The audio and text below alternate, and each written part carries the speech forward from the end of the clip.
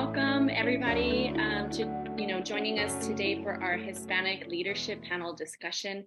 We were so excited to have this discussion. As you all know, we did have Hispanic Heritage Month from September 15th to October 15th. So we were really excited to have this discussion for our leadership within our domestic violence programs. And so we're excited to share this within our programs on the Zoom call, but we also wanted to share this live on Facebook, just in case somebody might come across it and is interested in entering this field and learning more about our Hispanic leaders that are leading our domestic violence programs across the state of New Mexico. And so I'm Teresa Garcia. I am the Director of Training for the New Mexico Coalition Against Domestic Violence. I'm also joined by the panels, which I'm actually the panelists. I'm actually going to give them time to introduce themselves. So if you can go around the room, that would be really great. Okay. I'll go first. I'm Celina Bryant, and I'm the Executive Director for Grammy's House in Artesia, New Mexico, and I've been with Grammy's House for 16 years. Patricia Gonzales, I'm the Executive Director of S.A.F.E House in Albuquerque, and I've been with the agency for almost 7 years. Veronica Gutierrez, I'm with COPE in Alamogordo, and I've been with them for 20 years. Good morning, everyone. My name is Johnny Trujillo. I'm the Executive Director of Puente del Socorro, and I've been with Puente now 22 years. Good morning, everybody. My name's Escobar, but everybody calls me Bonnie. I'm the Executive Director for Enlace Comunitario here in Albuquerque, and I've been with the agency 2 years. Teresa, my colleague Teresa is also here. Did you want to introduce yourself? Good morning, I'm Teresa Armendariz. I've been in the field for 20 years with the New Mexico Coalition Against Domestic Violence for the last 5 years. So I'm excited to hear what our panelists have to say today. Yeah, so thank you all so much for introducing yourselves to our attendees and also for our Facebook who are joining us on Facebook. If you have any questions, please place them in the comments box. I will keep an eye out on the Facebook Live. And if you have any questions as well in the chat, go ahead and place them on there. Teresa's going to be supporting me if there are any questions on there and as people trickle into the conversation. So let's go ahead and get started with this amazing panel discussion today. Right before we got started, like the conversation started going, so I'm super excited to hear about everybody. And so with that being said, we all work for the domestic violence programs across the state. What inspired you all to pursue a career in the DV field? I'll go first. Okay. Hi, good morning. This was not my actual first chosen field. I came from an educational background and I became a social worker, and I started an internship here at Grammy's House. And it was interesting because when I started learning more about domestic violence, educating myself, I realized that, oh my gosh, there's so much I didn't know. And I thought back and I reflected on a couple of situations in my youth where I had a really good friend that I lost to domestic violence, and she was murdered. And looking back at the signs, I saw a lot of things that, wow, that was domestic violence. And I overlooked it. I just thought she was ignoring me when she was actually not. Just a lot of little things like that. And I realized I have a passion for this, that I really want to do this. And you never stop learning. It's never a dull moment. And then you're surrounded by a lot of wonderful people that support you in this work. And I was inspired. I continue to be inspired. And that's pretty much my story there as far as why I got started. I'll go next. So same here. I never really intended to go into this field, but I did know growing up that I was destined to work in a field that was supportive or helping others. I grew up in a house with domestic violence, and so being the oldest of 7 children, of seven siblings, I really had to take on that responsibility and leadership early, and really that protective nature of being in that kind of environment. And so protecting my siblings, my mom. It really did shape me into who I am today. And so, I started off in law enforcement really young, and then went into Child Protective Services, and found as I was starting to go into retirement that I wasn't quite ready to do that yet. So, but I was in a really unique place that I could be selective on what I wanted to do. And so I knew I wanted to work with either domestic violence survivors or with children living in high risk environments. And so this was a perfect fit for me. And DV is incredibly important given my personal history. But what's really so important to me is helping children that are voiceless and they cannot help themselves. And so that's what keeps me going, because we all make a difference in those lives. Yeah. Thank you. This is Johnny, I guess. Oh, go ahead. So I'll go next. So one is, I didn't come into this field by choice.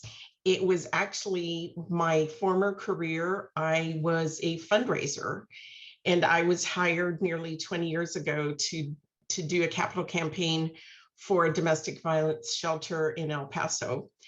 And after working 2 years to help them raise the funds they needed to have a non-residential center, one is I recognized that domestic violence was apparent in our family as I was growing up. And I realized how my mom had become a survivor, but we never had those discussions. Anyway, I fell in love with the agency and the work. I was with them for 15 years. And I wanted to continue in this field. And 2 years ago, I came to Albuquerque to lead Enlace. We're happy you're here. I can go next. This is Johnny. I had my former career was in law enforcement. I started very young as a police officer here in Socorro, and through that, my early years, I think it kind of started to shape me with the investigations that I was involved with pertaining to homicides and losing victims, and us experiencing in our area not having an El Puente. We didn't. This was back in the late 70s, early 80s. In the early 80s, I got shot at a domestic violence, responding to a domestic violence situation. And during that time in rehab, where I was able to come back, I reflected a lot about,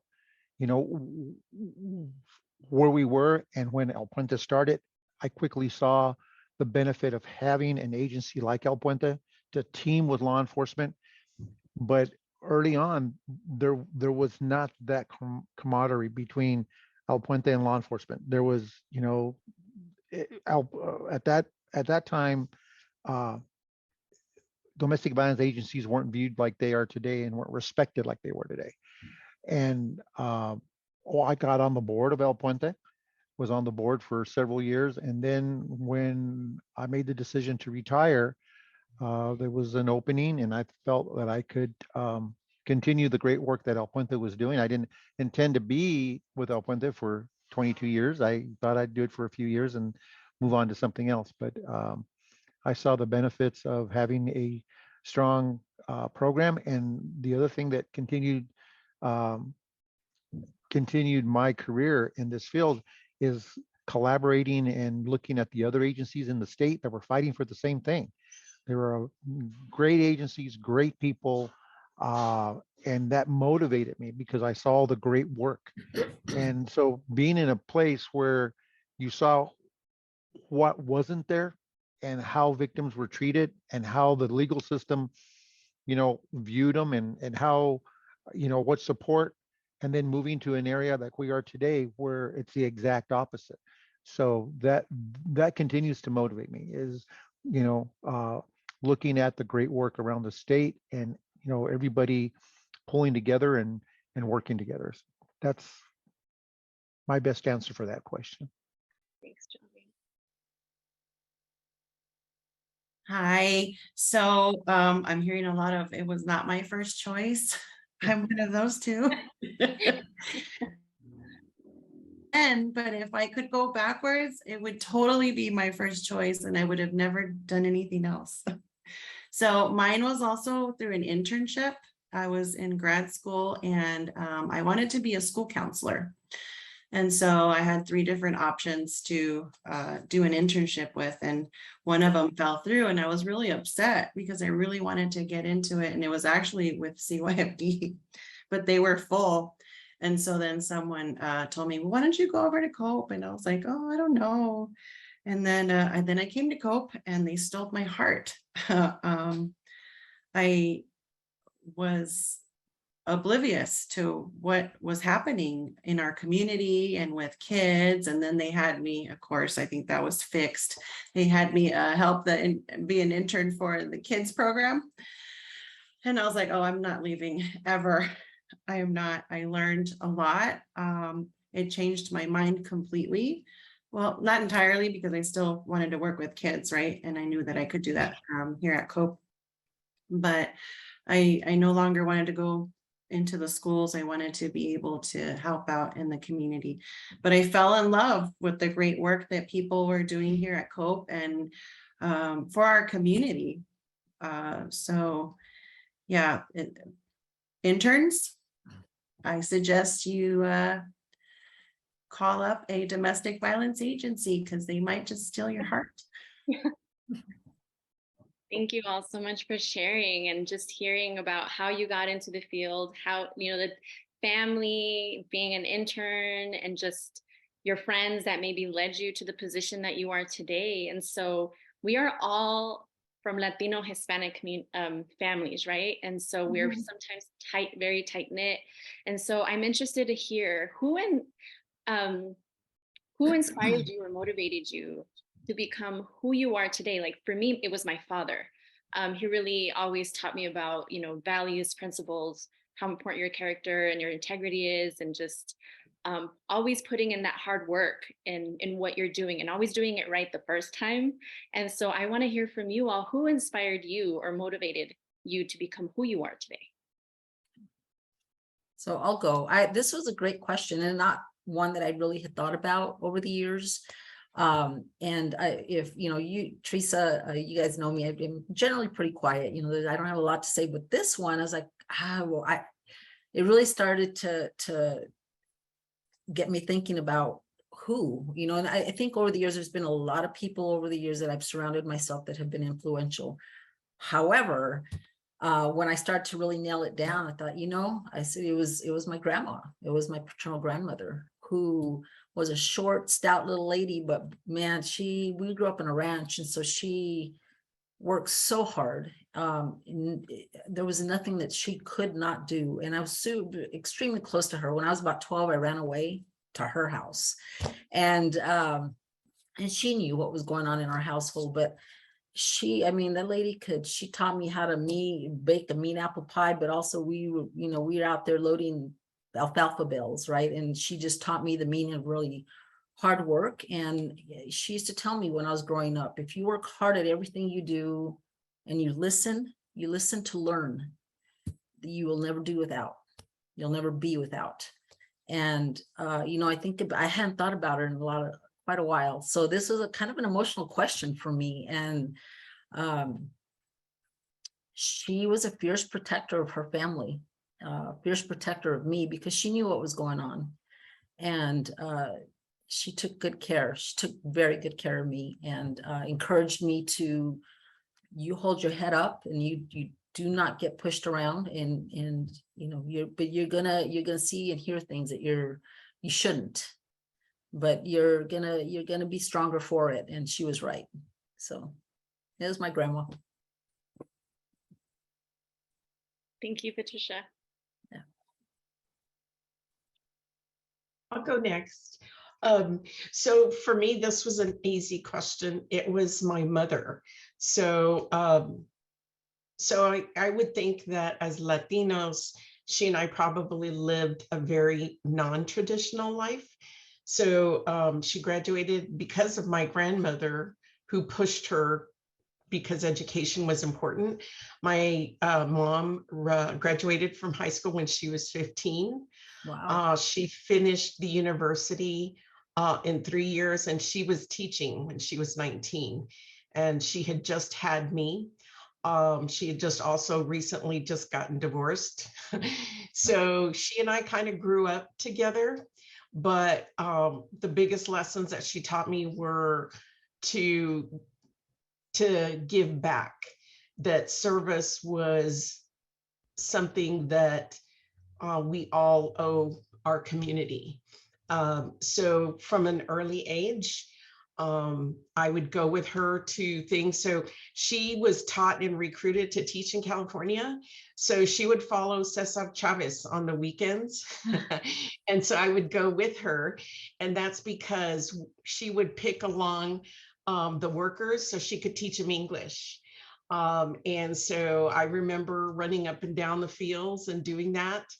And yeah, and they would take care of me when she was teaching during the day. So yeah, we always gave back. And before I was even in high school, I was volunteering for things and helping out. So she taught me about service and giving back. And so she was really a great example for me. This is Johnny. I looked at that question and I thought, like, like Bonnie, my mom was born in 1934 and my dad in 1923. And in my family, in the Latino culture that I was looking at, there was a strong male role belief system that my mom, she was part of it. I mean, that was something that she grew up with. And she said, to me and to my brother, that's just the way it is. That's what we do as mothers and as wives. And that expectation of what they, it didn't make sense to me. It didn't make at an early age. I understood that was our culture. And when my daughter was born in 1995, I, one of the things I said, that's not something that I want my daughter to grow up in, not any type of environment and I respected, I had so much respect for my mom and dad and my family, but that was just our culture at the time. And I think, that inspiration that my mom gave me, that, she was non-confrontational. She supported in my mom's eyes, her boys could do nothing wrong. She was there for us every step of the way. But understanding the hardships that she went through in her stories that she gave to me when she was growing up, on what the sisters had to do in the family. There were 4 sisters and 6 brothers, but the roles at that time that she experienced, wow, I think that molded me and motivated me to be a part of that change.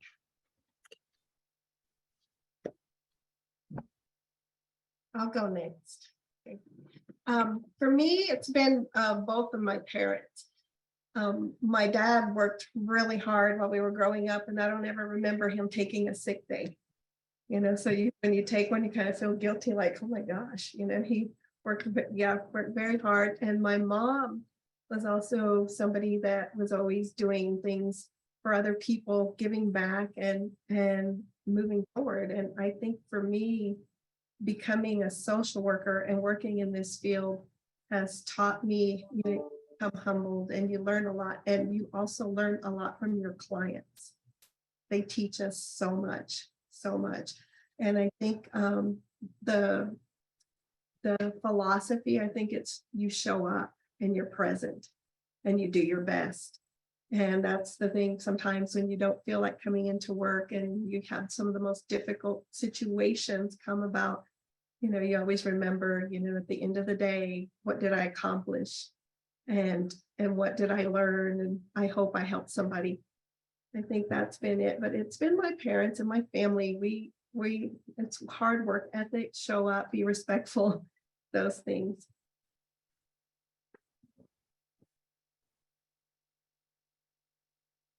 For me, it was my mother. My mom had a difficult childhood and upbringing, and she grew up having a lot of hardship, poverty, language barrier. So she wasn't able to complete school. So she got married at 16, and then had me at 17. And she's always just inspired me to move forward. And she would always tell me, Mija, I didn't go to school. I want you to go to school. I want you to accomplish the dreams.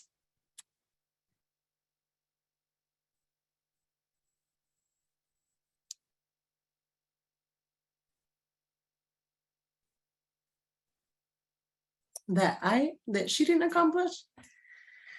And so that has been very inspirational to want to be just like her. And so work hard, be dedicated, be respectful. And she tells me all the time, Mija, people, she's like, children are different now. And True. you've got to bring in what we had. Of course, you know, we had the chancla back then. I don't know if that's allowed anymore, right? Yes, the chancla remains. Chancla was a great inspiration and kept me on my toes. But it has molded me to be compassionate and supportive and to want to be there for our own culture, right? And then the culture of domestic violence. But yeah, so if it wasn't for her, I'm very proud of who she is. And I tell her, Mom, look at all three kids, right? We're really good kids. You know, you kept us straight. You kept us with the chancla. I can definitely see how this, as I heard you all speak, it is very emotional. Patricia, you were right. Like this was a very emotional question. And just hearing all of your responses, like on who really molded you to who you are today. And Veronica, what you just said about your mom, my mom, same thing. Like I know that I've told you all recently in my name, right, Teresa, and how I came about that, because I started learning more about my lineage and my ancestry and being first generation on my mother's side. And since she did not have those opportunities either, they didn't have the funds, they lived in poverty in Mexico. And, you know, my grandfather was a farm worker. And so it's just, yeah, it really molds you to who you are today. And so it is a very emotional question, but thank you all so much for your vulnerability and sharing that. And so my next question is, as we have learned more about how you got to where you are today and who molded you to who you are today and impacted that, how have you woven your culture and your lived experiences into your current leadership style?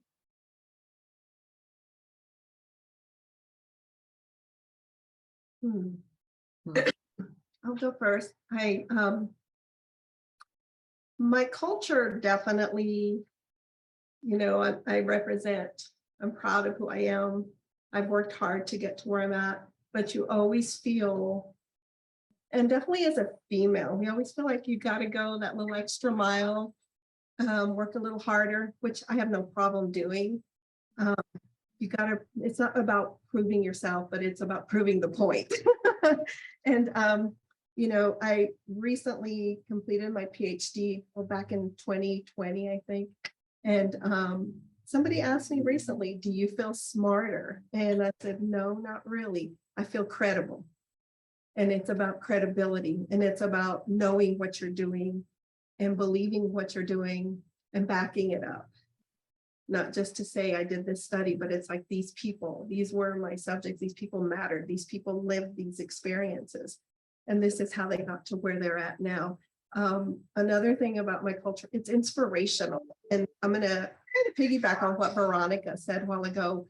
I recently lost my mother in September, but I remember like 6 months ago, her telling me, she goes, Mija, you know, I always wanted to be a social worker. And I was like, wow. So it's kind of like full circle. And I think that's amazing. Another thing about me, and when we talk about culture, I think I'm really talking about where I come from, my family, my home base, and I'm very progress focused. I'm very innovative, and those are things that I bring to the table, and I try to inspire my staff, our clients, and it's also collective work, because we can't do this alone. We're a team here. Everybody matters. Everybody's a piece of this puzzle. Everybody has made Grammy successful.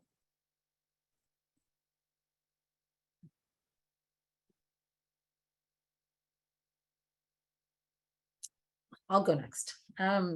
So these are such great questions, by the way.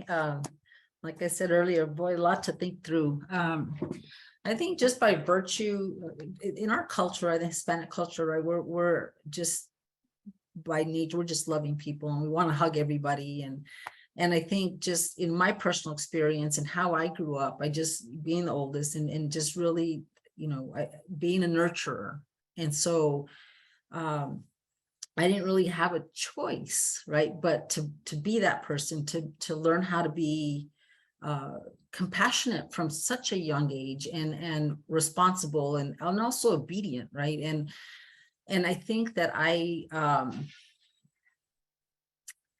growing up in a household where like Johnny mentioned earlier, what happens here, stays here. What happens in this household stays in this household.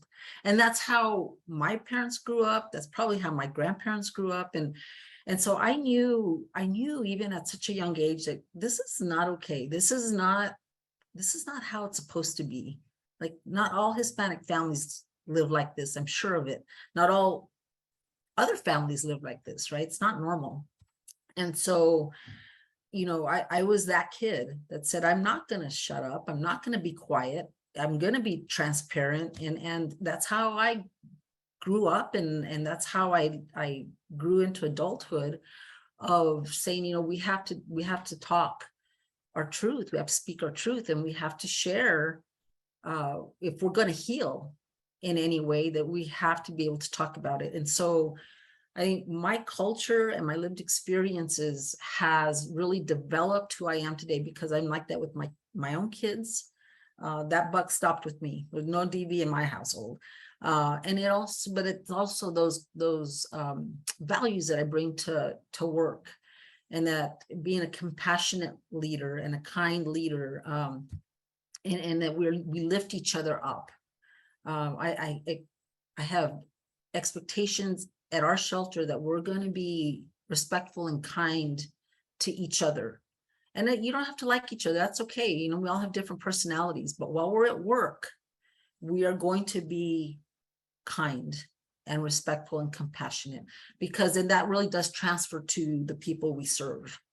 And if we're transparent, we come together as a team, then the burden is not so heavy. And so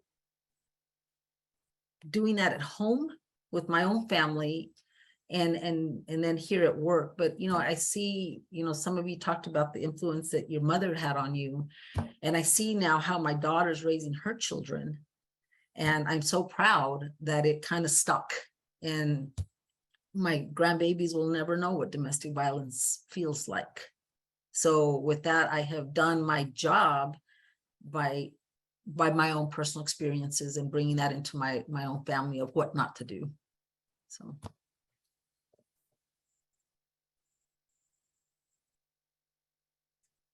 Yeah, that breaking of the generational curses, right? That they call them, you're breaking those so they don't continue within your family. Right.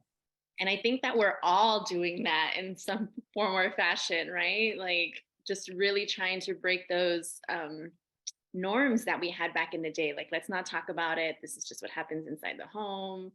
Like, don't tell anybody about it. Like, that shame.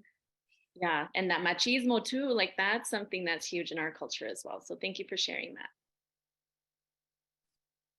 And on that, I've always had a platform about being proud of who I am and where I came from. But there was a point when I was growing up in my in my community, in my town, my brother and I, we felt embarrassed to take a tortilla and green chili sandwiches or bologna sandwiches to school as our lunch, and today my children were proud to take that. They were, that we completely changed because then, shame and we were maybe that's a lot of what molded me is because shame is an emotion that if you ignore it, you don't take, that you say it's not important. It really is, because even as a male in this field, one of the biggest barriers I've had is doing the work as a male in this field. The machismo, the things that they were looking at you saying, why are you doing this? Why are you doing what uh, and my deal was, look, a todos tenemos, we all have a mom, we all have a sister or a daughter, and how do you want another male to treat them? Do you want them to treat your mom this way? Because you know what, you're in a position to do something about it. And males, they needed to, that's one of the things in my leadership that I've tried to instill in everyone I talk to.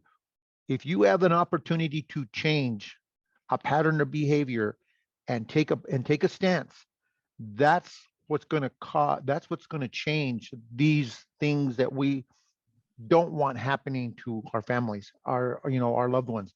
And the facts of it are, after 10 o'clock, 90% of crimes committed against anyone are by a male. If your mom or your daughter or your sister is out at 11 o'clock at night and something happens to them, it's more than likely going to be a male that reports that violence. So we as males, this machismo thing that you're talking about, let's really be machismo and stop this abuse. Let's take a stance on that. And so I get real passionate about that. And I teach that and when I became a facilitator, uh, a lot of my teachings are around that, around us trying to make a difference and not going back 30, 40 years, it wasn't, machismo to do what we're doing today. You had to be that dominant Hispanic male. That's where that term came in. So to me, those are some of the barriers and some of what's molded me into the leadership style that I have. Thanks, Johnny. Thanks, Johnny, for sharing that. Oh, sorry. I was just going to say, it truly helps. I am so excited to always hire a male for residential advocates and shelter for the modeling that people are able to do and perform for the residents. And I have one, and he's Hispanic, and they just love him, and he's so compassionate and he's sweet and he loves to make tortillas. And he's actually a really good chef. And it's really inspired people to say, wow, they'll ask, you got a guy working at the shelter? And I'm like, okay, you want to ask me that again differently? But yeah, the residents themselves, they just look up, and some of them are shocked that he first of all, that he's in shelter, and then secondly, that he is compassionate, that he cares, that he's supportive, that he doesn't get upset. They always tell him, Mike, you don't get upset? Are you ever angry? So that's really, really refreshing to hear, Johnny.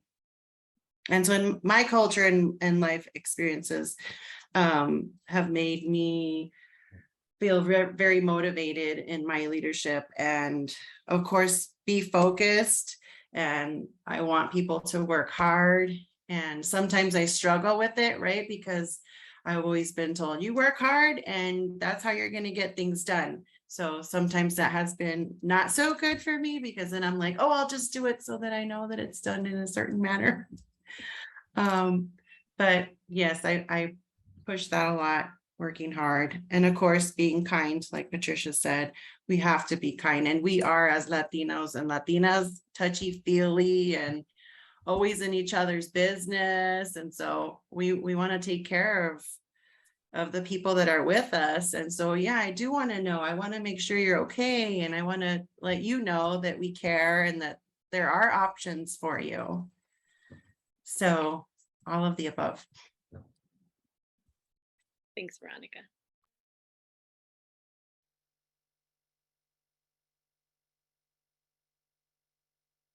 Bonnie, were you gonna chime in? I saw you unmute before Veronica. Yeah, no, I was just going to say that, how do I blend our culture with our leadership style? So one of the things is, especially since I work at a culturally specific organization, is to kind of remind staff, especially as they're working with clients, and to even remind myself as I'm working with staff, is part of our culture is taking the time to get to know each other. So kind of walking into somebody's office and how was your weekend, and really sitting down and listening how their weekend was versus, oh, that's great. And, gaining that comfort level and trust. I think that's something inherent in our culture. And I think it's something that's really critical, not only in dealing with Latinos, but with people in general. People want to be heard, and reminding ourselves, even if we have a task that we need to give somebody, they need to be honored and uplifted for the people that they are and the work that they're doing, and then saying, okay, well, now I need you to do this. And because you're so passionate about X, Y, and Z, I know you're the person to do it. So I think that's how our culture is kind of woven into the work that we're doing. Thank you. It's so amazing to learn how it's impacted your leadership style, right? And how we have embedded and woven our culture into it to really support our advocates and really take all of that, the generational curses that we're breaking, and not only with their family, but also with our advocates, to make sure that they feel heard, they're inspired, and reminded that they can also do it. So thank you all for all of your work that you're doing within your programs. As Latinos and Latinas, going into the career field that you have, or even in past or other jobs that you've had, to become the person that you are today, or who you are today, what barriers did you have to overcome to be where you are today?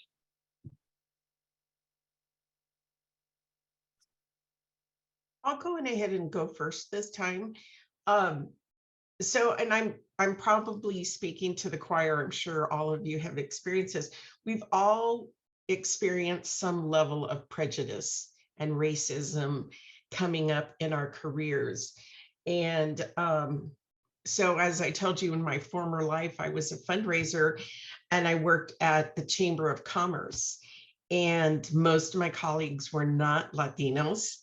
And so I would always come across, after a board meeting, after I did a presentation, several people who were not Latino would come up to me and say, wow, they were like, that was a very impressive, report that you did. Wow, you're really smart. Like, they're surprised that brown people, fat people can be smart and intelligent. And I really wanted to, I'm thinking to myself, I'm probably much smarter than you, period. But, always coming up against those barriers, because people have preconceived notions about people. And one of the biggest lessons that I learned when I started my career, and I never forget, it was a name, I just remember her name was Patricia, but she worked for, at that time, it was called Southwestern Bell, which bought out by AT&T, and she was an executive. And she told me, Bonnie, do not let others define you, define yourself. And that is kind of the biggest lesson that I want to pass on to other people, is straight out of the gate, let people know who you are, be proud of who you are, and by doing that, you're breaking barriers. Thank you. Okay, for me, this is a tough one because again, I keep reverting back to how I grew up. And so as a child witness to domestic violence, there's some inherent behaviors that you pick up, like you're very shy, you're very quiet, you're a bit of an introvert, because then you're taught you don't speak unless been given permission to speak, or, you're supposed to be seen and not heard. And so I grew up with this, and it took me a long time to really build my own self-confidence and to be, I was fearful that I was never enough because I was told that repeatedly, right? So I had to learn what I thought were my own failures. I had to treat those as learning experiences. And, I think that probably I was my own worst critic, and not ever feeling like I belonged in a way.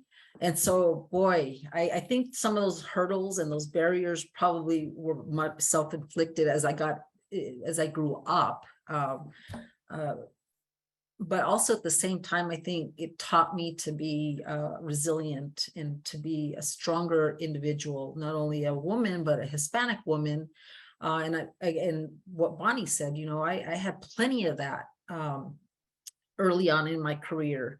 And it was so evident and apparent. And, back then, though, I was so quiet about it until one specific incident that I won't go into now, but I was like, well, wait a minute. No, this is how I'm a person. I'm a human being. I mean, we have an inherent right to be treated with respect. And so it was the first time that was probably the turning point for me, where I stood up for myself and for other women and women of color.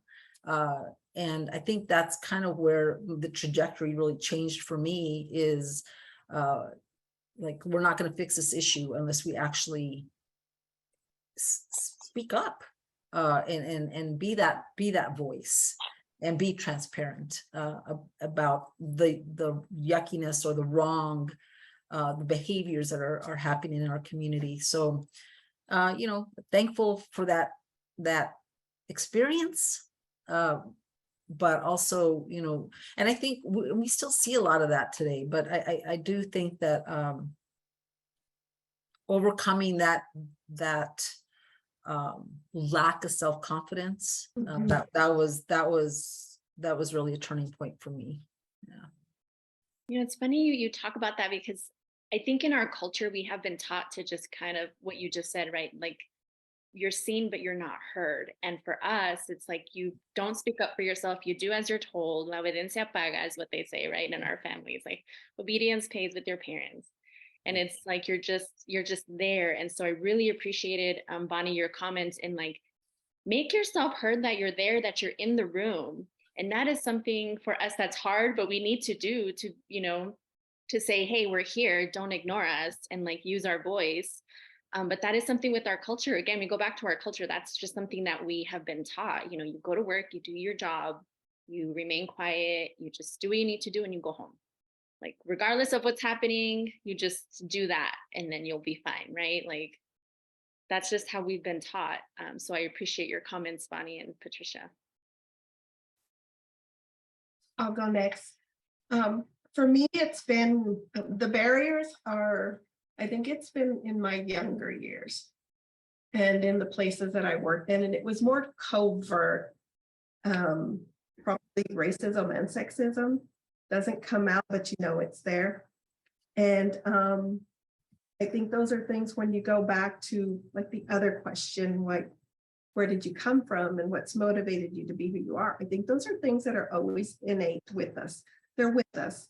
And you have to have self-awareness. And when you're younger, you're trying to figure things out. You're not sure. But I think it's always knowing who you are, what your strengths are, and surround yourself by people that know you and that will be honest with you. And I think these are things that, I've experienced in the past, and not so much in this field, but in other fields. And I think when we teach others, especially in domestic violence, and you're working with teens, and And I always talk about this. I said, it's, if you don't know what it is, it's how you feel. How does it make you feel? And if it's not something good, then you know it's not for you. But I know for me, it's been more in the covert, not so much blatant, but yeah. And overcoming it, it's having self-awareness. It's so important. And those are keys also when you're working with victims of domestic violence. Their self-awareness is nil almost.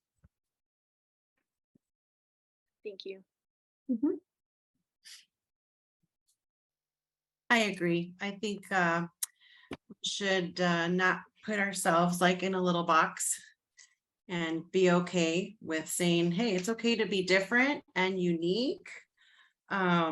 Embracing who we are as Latinos and helping others see that. And then facing those adversities, not staying quiet, right? Speak up. I think it's important to just leave that impression and create change. And then, of course, in the work that we do, create an inclusive, right, workplace by our examples. And yeah, don't be afraid of that chancla or who you are, or burrito or whatever. And I've kind of carried that into a lot of what we do in be at the shelter or, you know, my office or but one of the things that happened early on, a real safe place that I found, my brother found, my children found, was my mom had a wood stove. And on the wood stove, there was always tortillas and beans, and you could go in at any time. You could have a cup of coffee, and she would listen. It was my safe place. And I have found that in what we do, I wanted to carry that over because it was so important to me that she would always be able. There was a place I could go to. I felt safe. I could say whatever I wanted to say. I was treated with respect, and it was just a warming feeling. And my tia, it was the same in their home too. I mean, it was just something in our culture at the time. And if I brought a friend over, they got a plate. They sat down, they joined us. So that's kind of what I've carried over. And I at my shelter, they'll hear me say this over and over. This is the atmosphere we want here. And people now, because I bring it up so much, it's part of my history, and I'm so respectful and proud of it, that I want to create that environment. I want to create that environment not only in my home, but in my workplace, in what I do. That's great that you said that with like the plate, right? Where we use food all the time for everything, but that's a great scenario where like everybody deserves a plate. Everybody deserves a place at the table, regardless of who you are, right? So that's that's really awesome. And the beans and tortillas always with every meal. But thank you so much for everybody's perspective on that question and the barriers that you have overcome. And it's really inspiring to hear all of that and then be in leadership, see people and hear about you all, that you are in leadership positions. So it is possible. So it's really nice, for those younger advocates to see you all in those leadership positions, and hopefully they'll hear this conversation. As we have learned more about you all and everything that you have overcome, what advice would you give your younger self as a Hispanic person of color?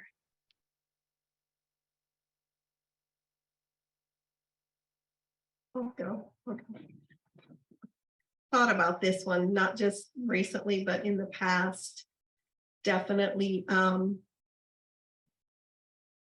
follow your dreams, and also, like I said earlier, surround yourself by people who believe in you and who are going to be honest with you and who aren't going to tell you what you should do, what you shouldn't do, but just listen. And if you have something you're interested in, find somebody to mentor you. Find somebody that you look up to, but somebody that's also like always going to be upfront with you and transparent with you, and give it a shot, to follow your dreams and find out what the necessary steps are to do what you want to do. If it's this type of work, if it's administration, or if it's counseling, or whatever step you want to take, You know, there's people out there. I'm one. I mentor people all the time, and I love it. I love doing it. It's just something that I thrive in. I'll be a professional mentor. But I think that's my advice, and believe in yourself and believe in your strengths. Find your strengths, find your weaknesses. We have them all. And, you know, like I said, that's one of the things is find someone that you can actually depend on as a mentor. And with me, I would say, I would give the advice that don't let other people define your limitations. Don't let them define what you can and can't do. So many times early on, they said, you know, you can't do this because this is not right for you. You got to stay in this lane. And that's true not only in what advice to me, but advice, you know, I would be giving to my daughter, like, you can't be in law enforcement, you can't be a fireman, or you can't. We always heard that, they were trying to mold and keep me, I felt, in a lane. And the advice I would give myself, you have many highways that you can go. There is no limitation. Don't let other people try to define what you can and can't do. For me, I would say to stay true to yourself. Never sacrifice your integrity or your self-worth to satisfy someone else's ego. To be kind and respectful, to be honest and fair, but to also be firm and courageous in your convictions. Even when you're the Lone Ranger, but if you believe in it and you believe that it's good and it's right and it's fair, you stand up for yourself and you stand up for others, even when it's not popular. Yeah. Yes, I would say be proud, right? Teach others and talk to others about your culture and your traditions and help each other out, and don't have those fears, right, of the struggles or maybe the ignorance. Hold your chin up high. Don't be afraid of that lack of knowledge. Learn, right? If you don't know it, then sign up for something. Be vigilant of what's going on in your community. And then be that person to create change, because if we're in leadership and we're not modeling that, then there isn't going to be change, right? Because all the eyes are on us. And then even more so, right, because of our culture. And then don't give up, take charge, and motivate your peers. But go the extra mile and learn. I would agree with everything that everyone said. And just to reemphasize is that I know we've been talking about be proud of your culture, but there are some people that are not aware of their culture. And so they need to learn it, because we have contributed to the world in so many ways that they're unaware of. But the other thing that I would pass on to them is do not be quiet. We're told to not speak out or whatever, and everybody's opinion has value, and how we present it is really the key, right? If we're shouting at the top of our lungs, pay attention to me, then people will discard you. But if you respectfully and say, I agree, I understand where you're coming from, however, have you considered the following? Because so often people they're thinking something that's probably really valuable to the conversation and then don't say it. So you need to speak your truth.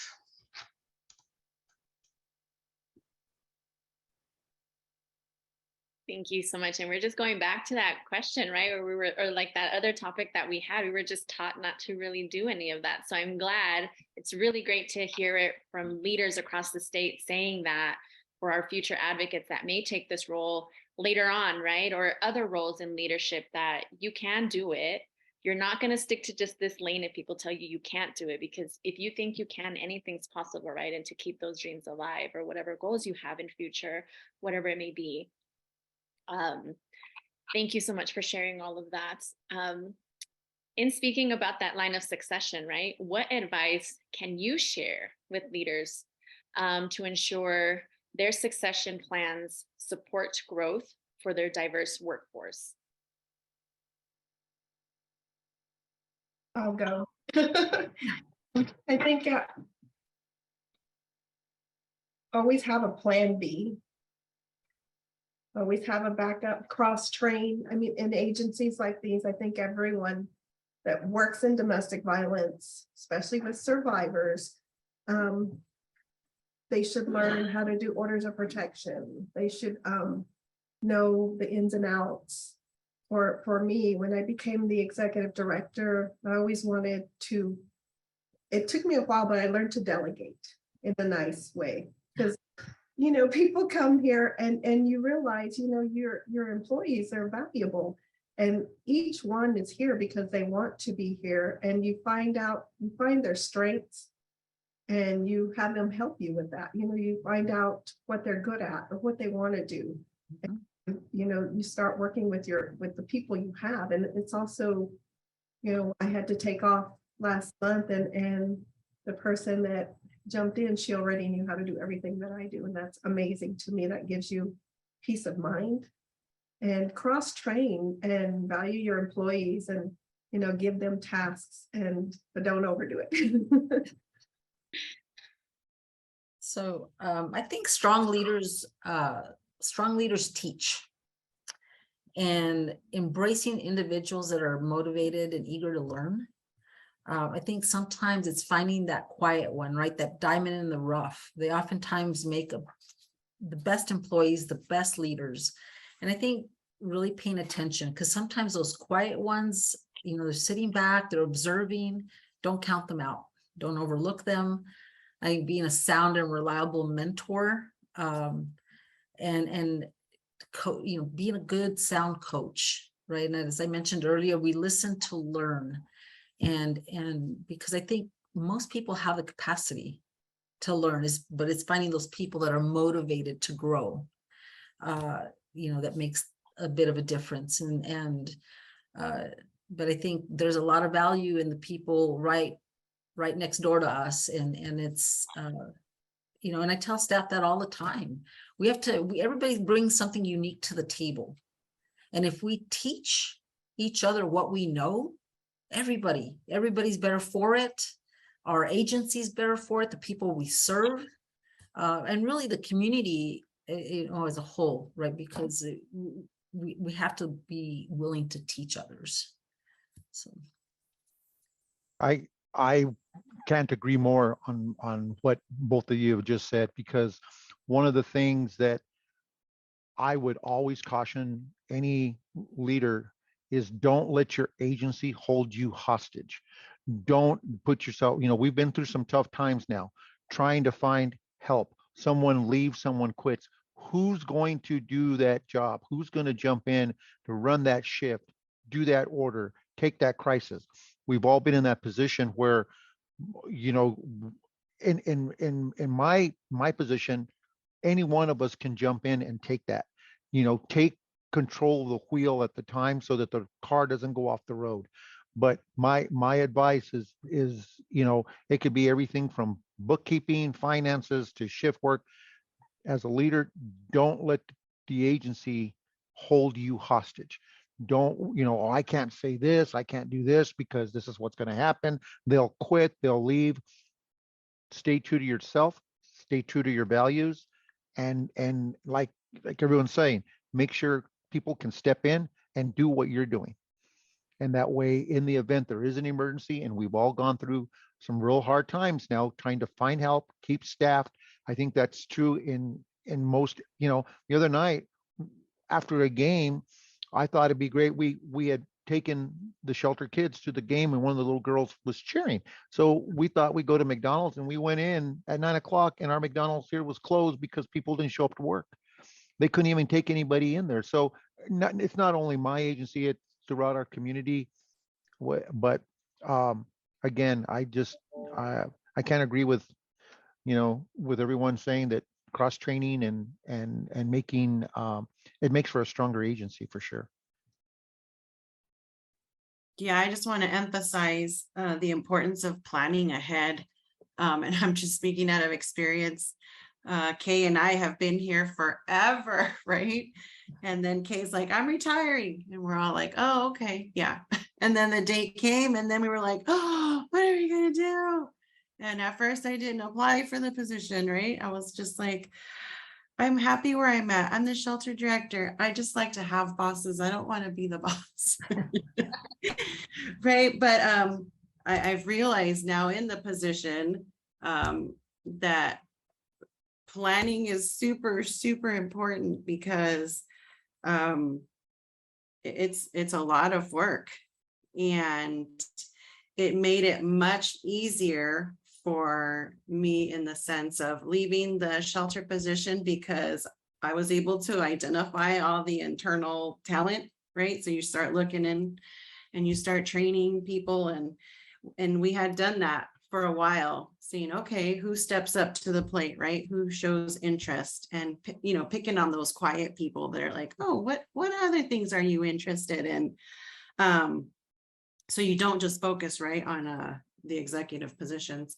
But it was easy. So it was kind of like a little domino effect. So I moved up to executive director, and then our children's advocate moved to shelter. And then one of the residential advocates moved into the children's advocate position. But it was because people wore a lot of hats. They had different roles. So everybody knew how to do pretty much everything, so that if somebody calls in sick, and now through this pandemic, right, that's where we've learned the most, is filling in those shoes. And then, of course, participating in new ways to enhancing leadership skills, and looking at on the outside too. I've had some folks that left us a couple years ago because of insurance, and after and during the pandemic, I've been like, oh, hello. So how are you liking that job over there? Do you want to come back? And I've gotten some back, right? And then I tell them, see, I told you, your heart is here. But you just got to be resourceful and stay on top of it, because if not, then you can have those cardiac anxiety moments of, oh my God, what's going to happen? I'm losing my ED, or I'm losing, you know, the finance person, or the person who's doing the reporting. I felt that way, right? With Kate leaving, I was like, I can't do this. I won't survive. And then she's still here. She's our finance officer. So I said, see, Kate, your heart is here. Thank you all. All right, I have one more question. Is there any, well, actually I have two. I have a fun one that's going to come after. That's not on this list that I thought about. What advice, or, you know, if you have anything else, but what advice would you give to advocates that are interested in this position or growth, that you might have thought, you know, through the conversations that we've had today? Is there anything else that you might want to let them know, or any advice that you would like to give? I'll go ahead and go first, just because I think I'm partly answering the previous question about succession planning. Is that, you know, identifying, one of the things that I did when I first came to Enlace was really take stock of the talent that we had on board. And so this year, when we went through our evaluation process, what we also wanted to do with employees was to create what we call pathways for them to understand that if you start as a case manager, it doesn't mean that you can't become the ED of the organization, and to help them see clearly what those pathways are. So they're not like, oh, and for several employees, what I found is that they never thought of it. And so I think making very clear that there are pathways to achieving their dreams within that organization, but then also backing it up by saying, we have a pool of funds to help you with this kind of education if you want it. Or you can use your wellness benefit for professional development, so that they understand that we're also invested in their future and making that accessibility available to them so then they can start thinking about it.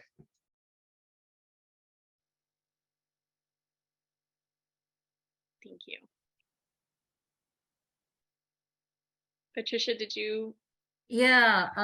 see So like mind growing around? I know I have so much to say. But I guess, I mean, a lot of this question is, I mean, I think we've all kind of touched on it even throughout the other questions, but I think an advocate that really is interested in growing into leadership type roles is, is ask for a mentor, right? Use your voice, speak up, and ask for those opportunities to learn and to grow. Find people that are like-minded, whether it's in the workplace or somewhere else at school. Someone with those similar interests, right? I remember thinking when I was younger too, wanting to surround myself with people much smarter than I, so I could learn. Because like I said a moment ago, every person has something unique that they can add to a conversation, and in every conversation there is always that opportunity to learn. And I tell staff all the time, I don't know everything by any stretch, and so I look to my own staff sometimes, or we to each other, so that we can all I learn still every single day. And so for an advocate that wants to grow, that, first of all, that's so exciting for me, and I love it. And especially, when a young person of color that is so motivated and they want to do so many great things for their community, for this agency, for the people that really just need that kind of hand up. And that's the best. That's so exciting when people are motivated to want to learn more, because sooner or later, right, they're the new generation of leaders that we're going to need in our community, so that our kids and grandkids and my age, my great grandkids will be able to live in a world that is safer and better than it is today. And so I think we have to invest in those people that are eager and wanting to do more. And I always tell my new advocates or potential, employees that are coming on, don't hesitate to ask. Don't stay silent. If you don't understand something or something's confusing, especially in the technology world, in the process, don't stay silent. Please ask, because too many times you're there and you're in the staffing and no one says anything, and it just crickets. But I always take a back step when that starts to happen. I encourage them.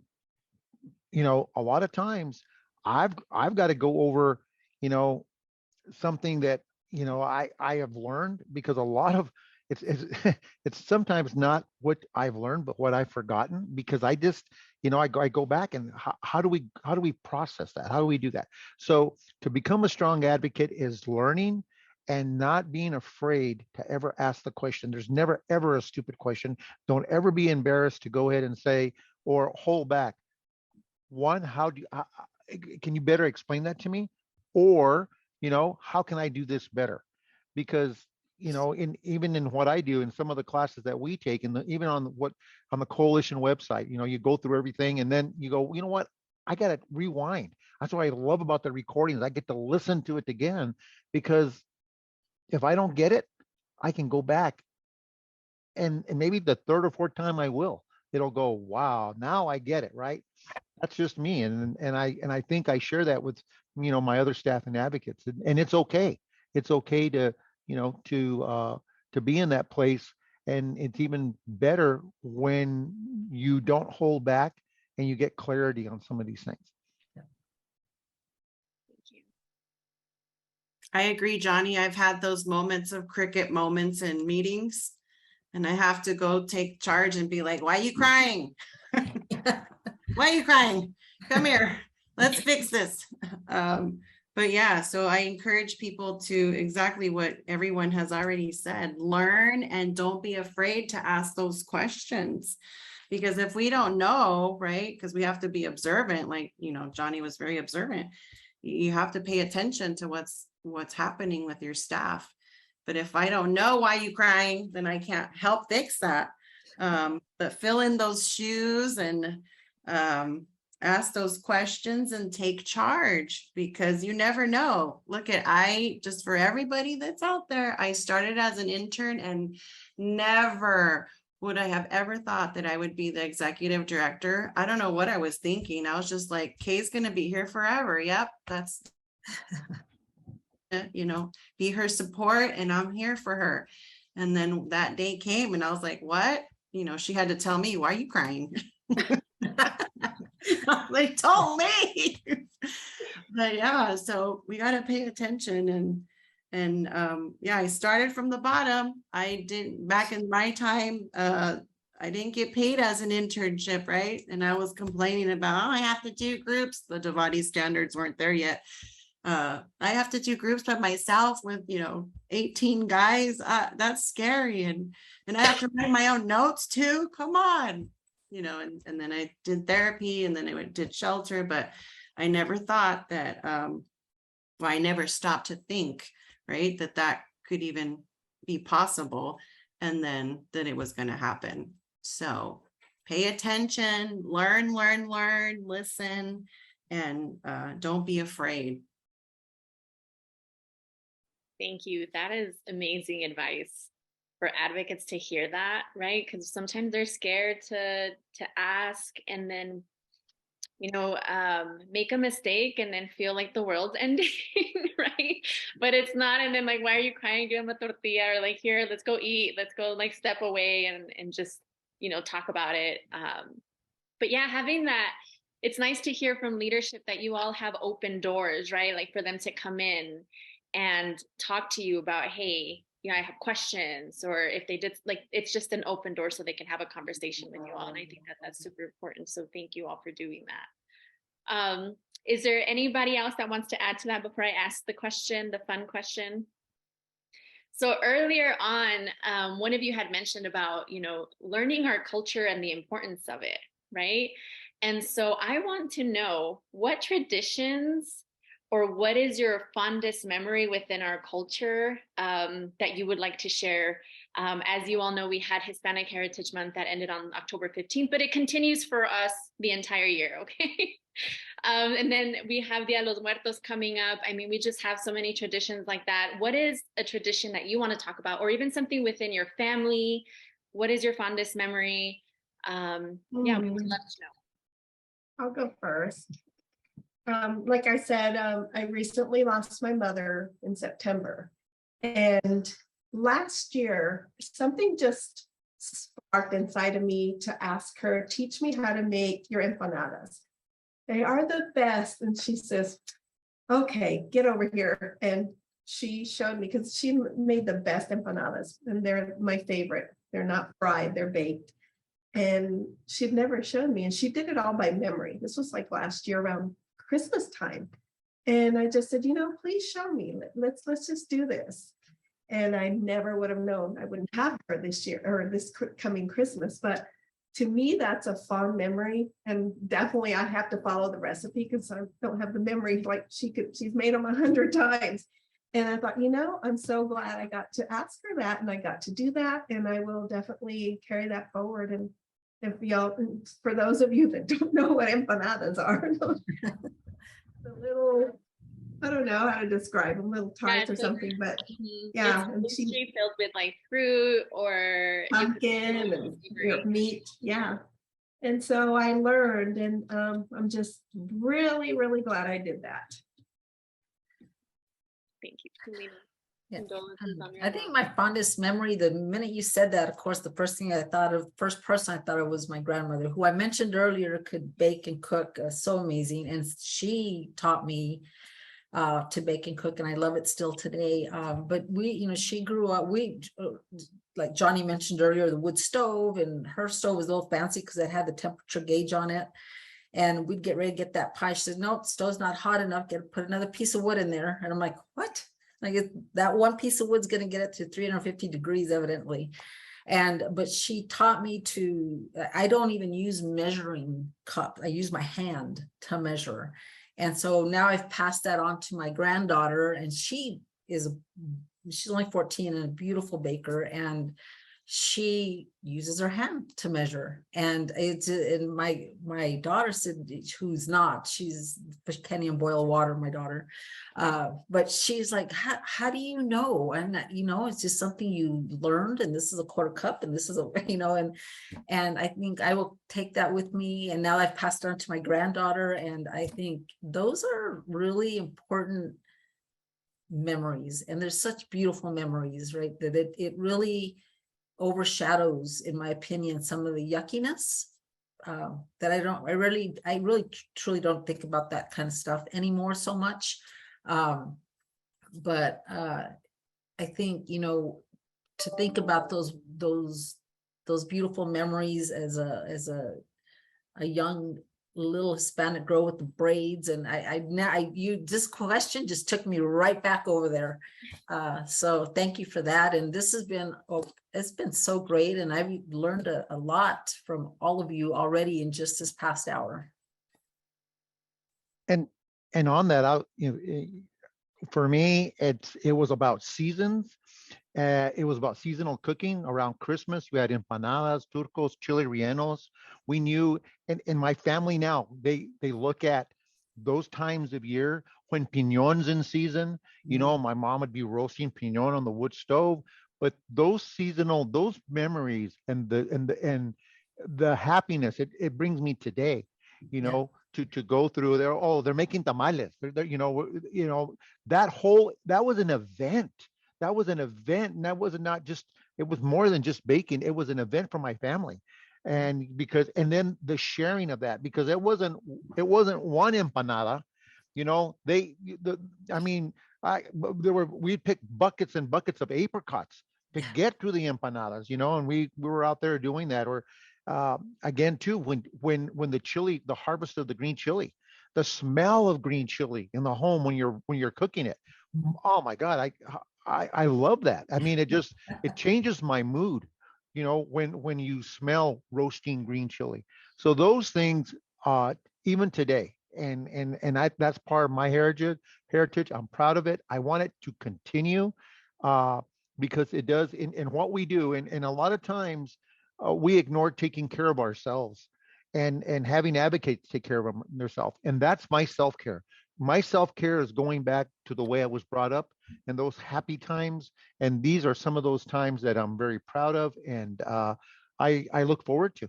I look forward to these events, because it was more than just a Christmas. It was more than just a Thanksgiving. It was the times that they were, beforehand when they started, their baking, the making of these traditional things in my family. And and then learning too, a chile relleno in Socorro is about this big. It's small. A chile relleno maybe up north, it's longer, it's a bigger chile relleno. So there's those fun things that you learn about. But to me, thank you so much, Teresa, for that question, because it does open a lot of really, really good memories, and it makes my mood change just thinking about it. Thank you.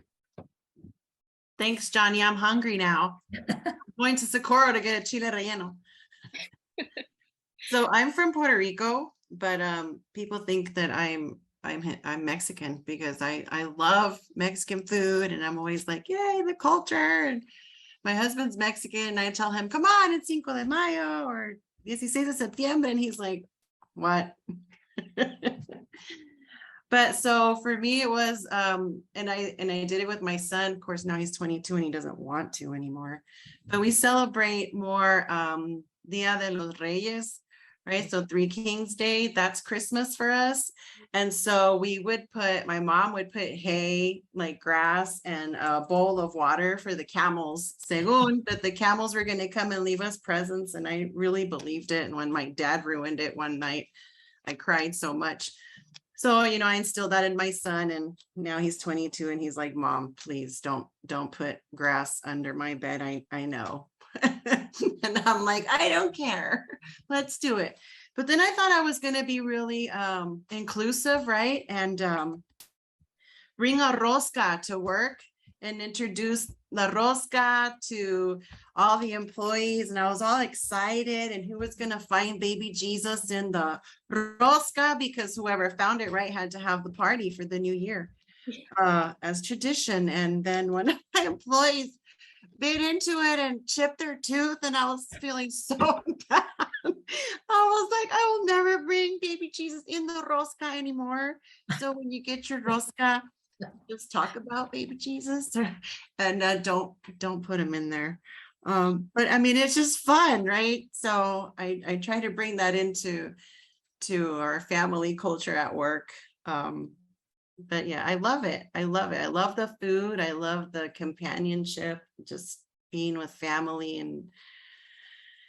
and just how comfortable and warm and fuzzy it feels.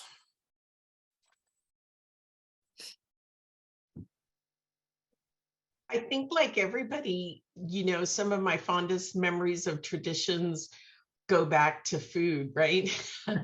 And so, yeah, my mom didn't make tamales or anything, but she always, you know, I learned to cook early. And so every time I make a pot of beans or some rice or, you know, caldillo, I remember how she told me, you know, how to make all of that stuff. So yeah, a lot of those traditions, and for her, preparing for holidays and having family was really, really important.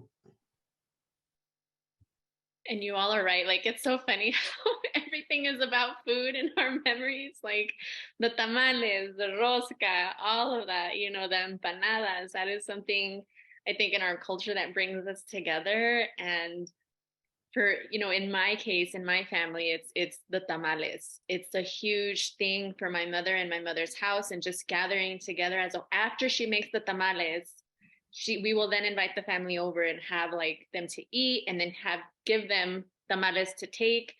And so it's something that's been huge for us in our family. It's like any food that my mother makes, she loves to give it to the family, so they take home with them, and it just brings us together.